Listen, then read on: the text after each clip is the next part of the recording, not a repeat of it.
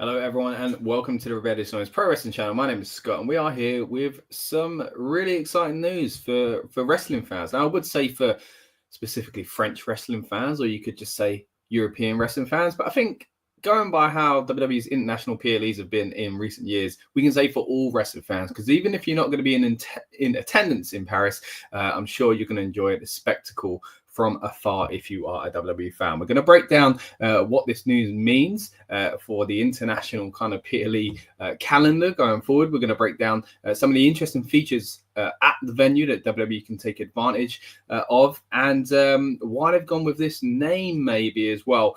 Let me know, guys, what you think of Clash in Paris being announced against a big story in the world of wrestling. Yes, we expected some international PLEs, but it's always nice to get one concrete in the calendar, right? And that's what we're going to be doing here, breaking down all the news surrounding Clash in Paris. Welcome to the Rebellious Noise Pro Wrestling channel.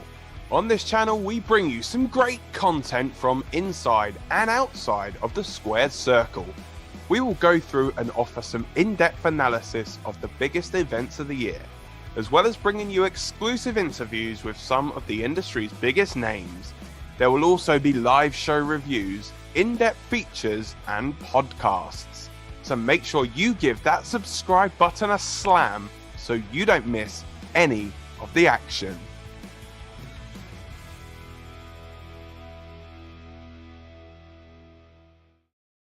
All right, so the action is live, and the action apparently will be coming from Paris this year as far as international PLEs go. In the comments, we've got Slide Sports in the house. Hey, I know this is completely off topic. What? Great. But I have 30-man men's women's Royal Rumble perfection with every entrant on notes. It's low quality, but I would love to show you guys on the build-up. Perfect. Yes, Slides, tune into the build-up, as I'm sure you will. We'll be breaking down Royal Rumble stuff later on. But thanks for your comment, buddy. What do you think about Clash in Paris? Now, of course, we're moving away from, it seems, the original name for this PLE, which is Clash at the Castle.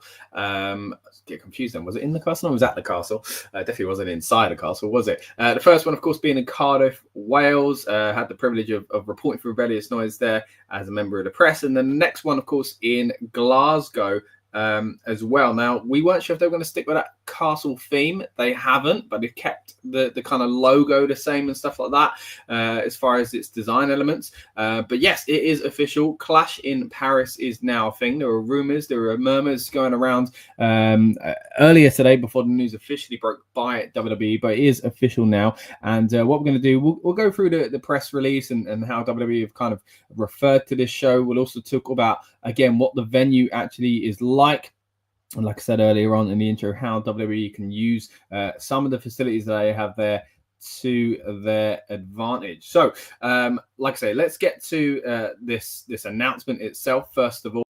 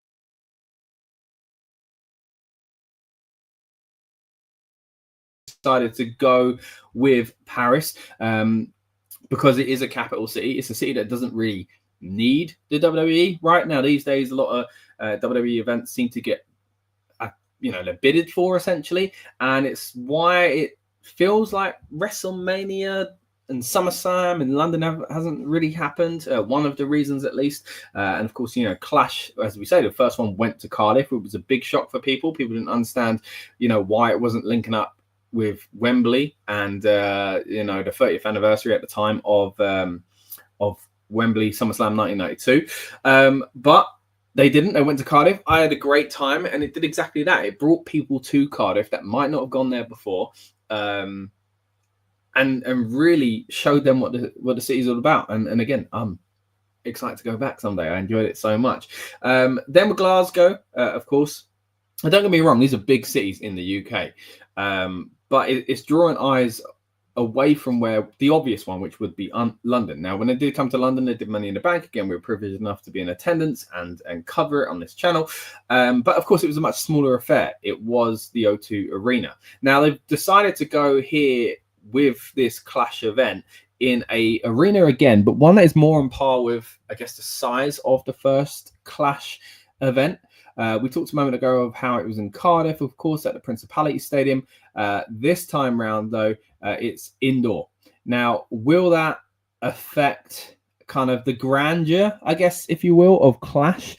I don't think so, because as the quote said just a moment ago, it is it is the biggest indoor venue in the world. Now let's talk a little bit about just how big it is and what WWE can do when it comes to taking advantage of that fact as well. So this is the website for Paris La Défense Arena, and some really interesting notes on here. Now they say they can hold up to 40,000 spectators. Now a little disclaimer for that is specifically for concerts. Now, of course, with the concerts, you're going to have the floor of the arena used up by fans. Essentially, you don't get that with WWE event. You do for the most part, of course, but like you've seen boxing as well, of course, it's going to take up a little bit of room in the middle, and of course WWE got a big old stage. But we're going to come to that in a moment, because there's an interesting note as far as the setup goes to this arena as well, and how WWE can use it to their advantage. You can see a little bit of a hint here, but there's a big old screen on the right hand side there. But 40,000 is what it can reach. I would imagine they're going to be aiming for 30 to 35,000. Which is still going to be incredible. I think Clash itself, the first one in Cardiff, was about 44,000, if I'm not mistaken. So yeah, gonna be somewhat similar, or has the potential to be. And of course, without the open elements of a stadium, you're not only trying your best to combat weather, you're also doing well to keep that sound within as well. And I'm sure that decibel meter they used at Backlash will get a use here as well, and I'm sure the fans are going to be rocking and ready for this one. We'll talk a little bit more about that later on, but as you can see, it can be adapted, this venue. Predominantly, it's a rugby venue. It's been set up by for the rugby club there to essentially host home games. But of course, as we've just mentioned, it's been used for concerts and things like that. You can go down to 15 or 20,000 spectator venue as well if you want to bring kind of different kind of elements within the stadium, but the arena, I should say. But I'm sure, like I say, WWE are likely to take advantage of what's there. Now, what is there? Let's talk a little bit about that. Cutting edge technology, as you can see, and it's immersive experience. Now, you can see there it's set up for a rugby match, but at the back, you've got this huge screen. And as you can see, it's the largest interactive screen in the world with innovative technology. 14,000 square meters, the equivalent, apparently, of 7 tennis courts. So that's quite big, isn't it? Powered by 48 video projectors, our in-house screen brings you closer to the show. Now, you can imagine WWE going to take advantage of this. Now, they always have big old screens, and that's kind of how their setup has looked for some time, since the HD era, really. But what they can really do here is take advantage of what's already in-house, kind of like they did with SoFi, of course. You have that big screen that wraps around the top of the stadium itself, which is incredible technology. This is another great example of WWE being able to do something like that as well. Now, also, you've got here, you can see the lighting that we've got at this arena in Paris as well. 266 extraordinary, as they say, LED projectors, which offer a lighting power of 1,800 lux, or 3 times the light of a surgeon's table. These are some strange comparisons they're making there, but hey, it tells us it's big, right? And it's shiny and it's bright and it's exciting, and that's what WWE are going to be doing here. Surely look to take advantage of these facilities that this incredible venue seem to have. Now, I've seen some videos online of what it does look like at events. Look them up yourself. The arena, of course, are kind of bigging themselves up there, but there are some great videos of concerts out there as well. We can get a bit of an idea of what it would be like, because of course everybody thinks of Backlash in France last year.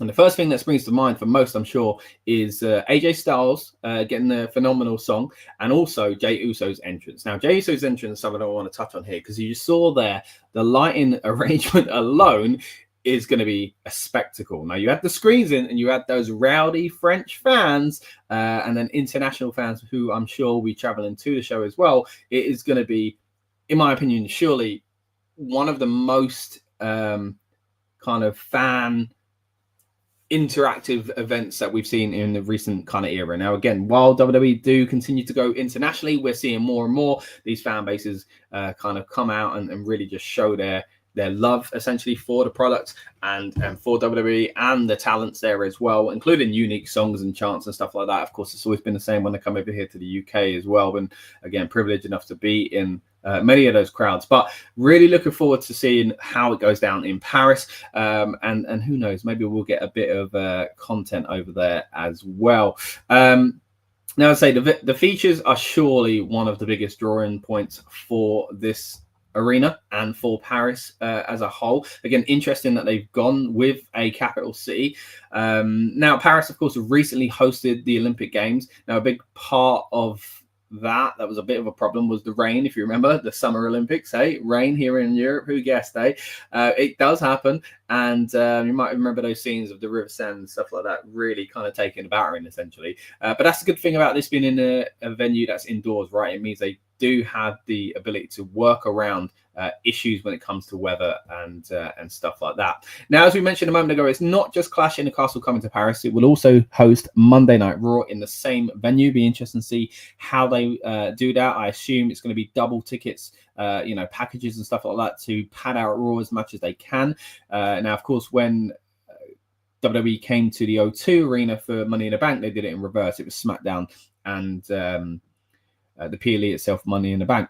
But SmackDown, of course, can sell well anyway in a venue that size, but to sell out a Raw this size is going to be interesting. So will they keep the same setup? Will they try and force double tickets more than solo tickets in order to kind of get attendance basically the same on both nights? It'll be interesting to see what they do there. Going back to the name itself, though, of course, Clash in Paris. And again, you can see with the logo there, nice little Eiffel Tower in the middle.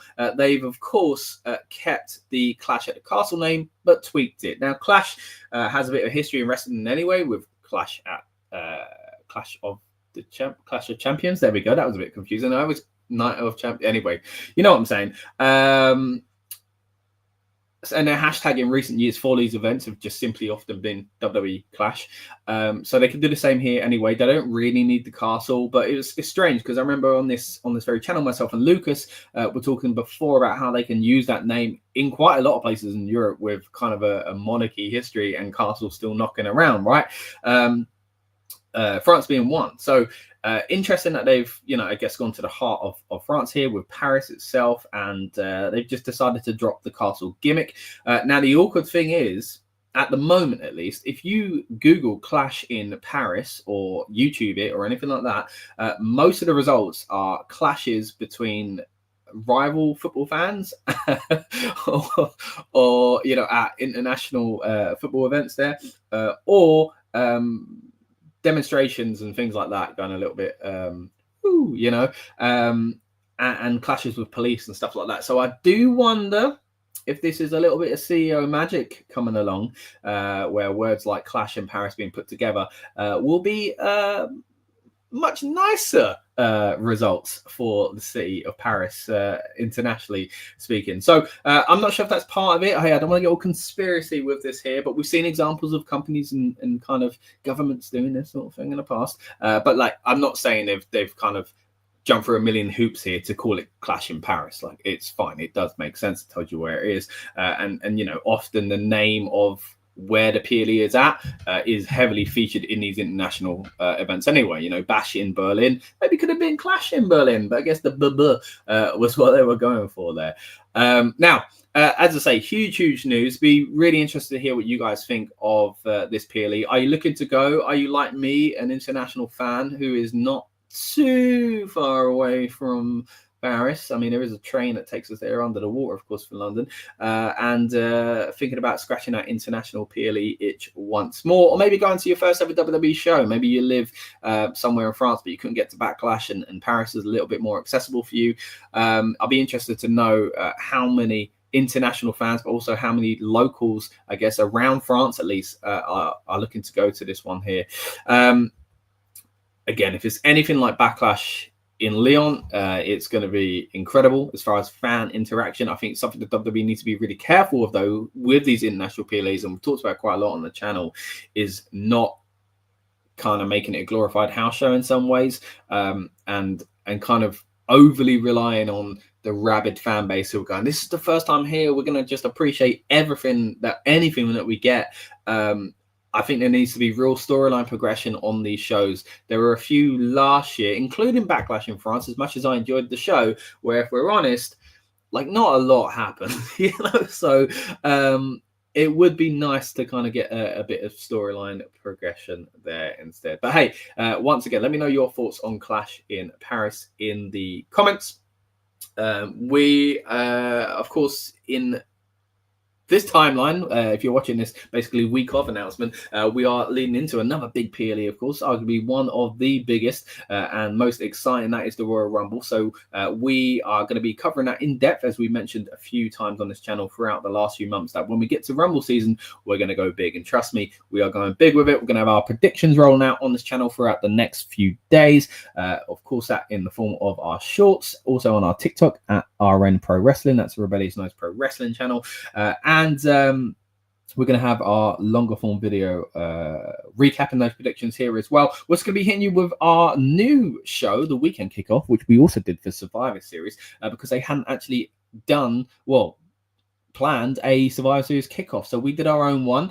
But this time there is a kickoff for this PLE. So we're also going to be doing a kickoff watch along. So 2 versions of a kickoff show for you there. And you know what? Why not have a third? Of course, one of the staples of the Rebellious Noise Pro Wrestling channel is our build-up show, as Sludge mentioned earlier on in the comments. Would love to have you there. We basically get you and us hyped up and in the mood for the PLE, and that will be happening, of course, as the hours count down on the very night of the PLE itself. Then after the show, we'll be hitting you with an instant reaction review, which, by the way, guys, we're going to try our best to do all of those things for Clash in Paris as well. It's going to be a bit more of a reasonable time for us, even if we don't attend. Watching is going to be a little bit more comfortable for us Europeans, right? So now I'd imagine Americans are getting a little bit more used to the different time zones as far as, watching WWE PLEs from overseas. So surely enough kind of data has been out there for WWE to really double down on this and see that it's fine and they're getting enough viewership in the States, whether live or on demand. Of course, the Netflix deal is going to make a big difference internationally. WWE, of course, still part of Peacock in the States. So it's going to be interesting to see how this goes as far as viewership. It's a weekend PLE, of course, as you would expect. But again, the show is now going to take place on a Sunday. Now, I'm not sure if that would have been WWE's kind of ideal. I think surely they would have liked to have done a Saturday night, because if then Americans are staying up late or anything like that, or getting up early, I'm not quite sure what time it'll be there. They'd have Sunday to relax, right? But no, they're going to have to go to work on Monday if you're doing a regular 9 to 5. So I wonder if it was just a scheduling clash or something like that. Hey, clash. But either way, it's going to be a Sunday PLE, so that's going to be strange. Feels a bit old school, that, doesn't it? Might as well call it a pay-per-view while we're at it. But I'm sure, as I say, it's going to be a good one, and we are going to cover it in depth on this channel as much as we can as we head into August. Of course, we've got SummerSlam around there as well. It's going to be a big year. not just for PLEs, but international shows in general. Of course, several Raws and SmackDowns are going to be hosted live from European cities in lead up to WrestleMania as well. And again, we are well and truly on that road to WrestleMania with our Royal Rumble content this weekend. But thank you so much for watching, guys, whether you've been with me live or you're watching on demand. Really do appreciate it. And again, would love to hear your thoughts on Clash in Paris, the changing of the name, where it's going to be held, and the incredible features that WWE have to their disposal when it comes to running this venue as well. I've been Scott. This has been the Rebellious Noise Pro Wrestling channel, and I'll see you on the next one. Welcome to the Rebellious Noise Pro Wrestling channel. On this channel, we bring you some great content from inside and outside of the squared circle. We will go through and offer some in-depth analysis of the biggest events of the year, as well as bringing you exclusive interviews with some of the industry's biggest names. There will also be live show reviews, in-depth features, and podcasts. So make sure you give that subscribe button a slam so you don't miss any of the action.